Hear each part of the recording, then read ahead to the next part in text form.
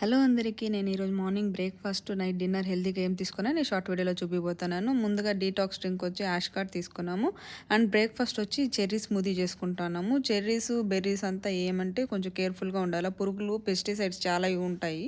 So, soda అంతా ఏసుకున్నా కానీ నాకు చూడండి పురుగు లోపల ఉండింది. సో, నేను ఒక్కొక్కటి క్లీన్ చేసుకొని అయితే తీసుకుంటాను. సో, కేర్‌ఫుల్‌గా ఉండాలి. దీంట్లో చెర్రీ కట్ చేసుకున్నాక సీడ్ తీసేసి banana, yogurt and sweetener, honey ఏసుకున్నాను. కొంచెం వాటర్ ఏసుకొని గ్రైండ్ చేసుకుంటే మన చెర్రీ స్మూదీ రెడీ అయిపోతుంది.